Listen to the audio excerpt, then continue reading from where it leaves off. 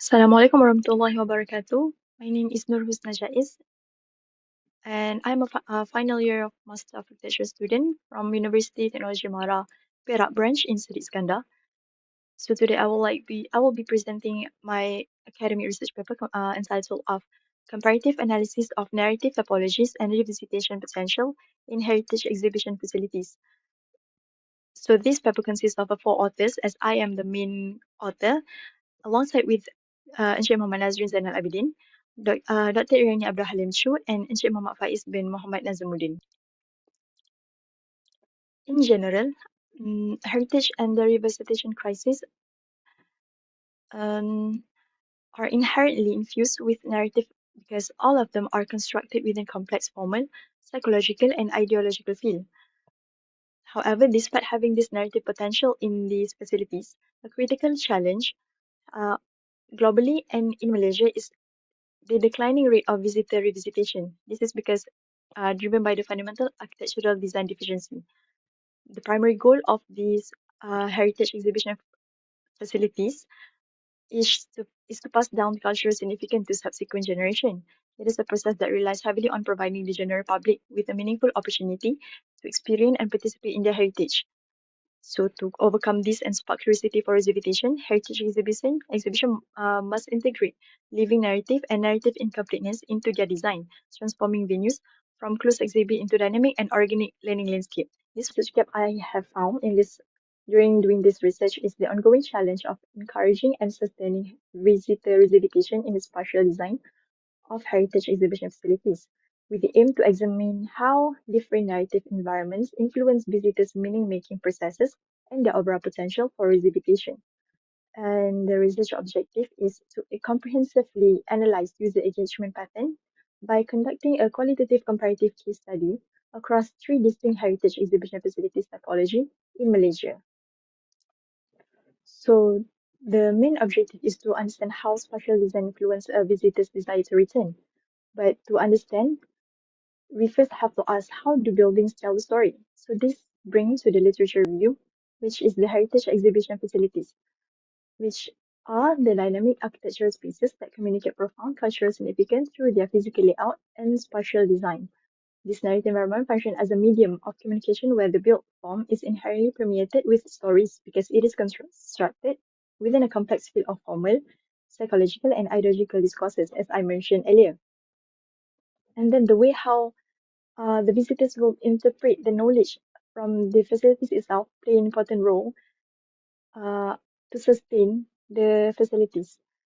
By transitioning from object-centered display to participatory experience, these facilities transform the visitor from passive observer into an active story builders who engage with heritage as a lively socio-cultural environment. The physical layout itself is meticulously structured to guide human movement along cognitive sequence, dictating how a spatial narrative unfolds. For instance, the traditional and rigid exhibition rooms establish a strict linear rhythm that tightly controls visitor movement, often aligning with didactic narrative, especially in the earlier of the facilities design. Before doing this research, I thought that this is like the standard guideline or the basic layout for exhibition room.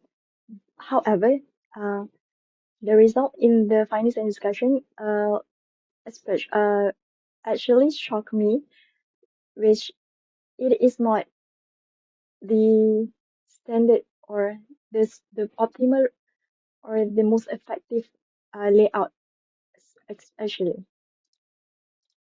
Next to the narrative topology, design narrative theory is a multi-faceted conceptual framework that transcends traditional pragmatic design by utilizing spatial sequence to offer profound emotional and cognitive reward. So from this design narrative topology, it's branched out into three, which is the living narrative, didactic narrative, and immersive narrative. So from this, each of the topology have a different characteristic and different layout and different design. The design narrative theory itself, there are 10 design criteria, which consist of order, experience, state of mind, meaning, innovation, transformation, universality, multiplicity, subjectivity, and conversion. For visitor engagement and driver of revisitation, the sustainability of heritage exhibition facility fundamentally depends on the capacity to convert first-time visitors into returning visitors. While visits are often driven by the marketing or novelty, long-term revisitation is dictated by the quality of the lived spatial experience, which means defined by the psychological engagement rather than mere information consumption. Organic spatial configuration, which are characteristic of living narrative, naturally facilitate the social and discovery modes by granting visitors a high degree of spatial agency in this experiential framework. Therefore, by satisfying this deeper experiential mode without ever fully completing the story, dynamic environments create a psychological narrative gap that successfully builds the motivation for continuous revisitation. So the literature shows that the living narratives theoretically create a psychological gap that makes people want to return. We wanted to test if this theory holds true in reality. To do this, we designed a comparative case study to investigate how spatial layouts and narrative typology influence visitor agency and the psychological motivation for visitation within Malaysian heritage exhibition facilities. So these three are the selected case study, which consists of Kampung Kraftangan in Kelantan, Museum Geology Ipoh in Perak, and Taman Mini Malaysia in Melaka. So from these three, we have three phases of comparison, which the first one is we combining observation of visitor movement and spatial behavior with a semi-structured interviews of 14 purposefully sampled young adults. This targeted approach achieved a data saturation regarding revisitation motivation. So the next phase is we employed a thematic analysis and cross-case synthesis across these three case studies to isolate how different spatial configuration of parallelized living, didactic, and immersive narrative typology. And in the final phase, design narrative theory was applied to systematically triangulate and compare data across the living, didactic, and immersive typology. So from this, we evaluate how the degree of spatial agency and environmental flexibility create either a closed chapter effect or a dynamic narrative gap. So between these two. So by mapping qualitative visitor insight directly against the architectural configuration, uh, it will create a robust empirical evidence to determine which spatial approach is the best drive uh, to the psychological motivation for revisitation. Therefore, we have applied this thematic analysis across our three selected sites and mapping out the drivers and constraints of each of the species. So what did the spatial analysis and our 14 participants reveal about the revisitation? Let's look at the findings. The findings showcase the comparative analysis for spatial narrative and design criteria for the all three case studies. Um, I am not going to explain all of the information details. However, I will pick on the important components that I believe that it should be mentioned and highlighted. First of all, Kampung Kraftangan, it's a living narrative theory, and its a daily activity creates incomplete, evolving plot drives high revisitation. This is because even though the organic path via centralized courtyard and permeable boundaries, it allows people to roam around the facilities. And then each of the activities will be different, which keeps on evolving day by day. It can be stated from the raw data evidence. It's justified change, always something new and interesting the wood covers. Meanwhile, for the museum geology, the didactic narrative, it's a static, fact-driven info, create a predictable, exhausted experience and low revisitation. Meanwhile, in the fixed linear loop ensuring a predetermined sequence. Therefore, the visitors only can move around the facilities within the and based on the flow of the layout itself. And, and then it can be stated, the raw data evidence stated that the same sequence again, enough just to know general knowledge, as it is designed for one-time visit. Meanwhile, lastly, for Taman Mini Malaysia, the immersive narrative, overwhelming scale creates a suspense but static content, yields moderate revisitation. The layout itself is a dispersed open-air layout with its standalone units, and however, it is heavily affected by the external factors. Moving on to the next page, showcasing the spatial manifestation of the narrative. So this, I put it on the comparative analysis. I put a layout of each of the exhibition facilities showcasing the human pattern itself in the facilities one from one to another. For Kampung Kraftangan in Kelantan, it shows a high revisitation potential because of the design, the spatial design itself. This is because a high spatial freedom to roam. So um, visitors allowed to roam around the facilities and have their own activities, such as if they want to go to the museum, they can go to the museum first. For instance, then if they want to go to the craft shop, then they can go to the craft shop first. There is no limit or restrictions in terms of the flow. And then it's create a narrative gap which the experience feels incomplete and evolves daily. Each of the activities every day will be different depending on the schedule. And then it's avoid the closed chapter effect by maximizing engagement between visitors and the craft makers. Meanwhile, for the didactic narrative represented by the Geological Museum, it shows a low revisitation potential. This is because it's a one-time and passive experience. Visitors are must get into from the zone A and then follow the zone by zone up until the end, which is zone G. So it's a rigid and linear loops, surrender engagement for efficiency.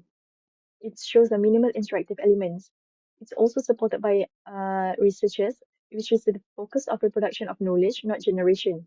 The permanent exhibits lead to exhausted meaning making. So it suggests a modular and reusable system to counter static exhibition waste. This is like the examples of facilities that creates a closed chapter effect. And lastly, for Taman Mini Malaysia, even though it's an immersive narrative, lots of um, approach that try to showcase in each of the traditional house one by one. It shows a moderate revisitation potential because it's visually striking and large scale experience.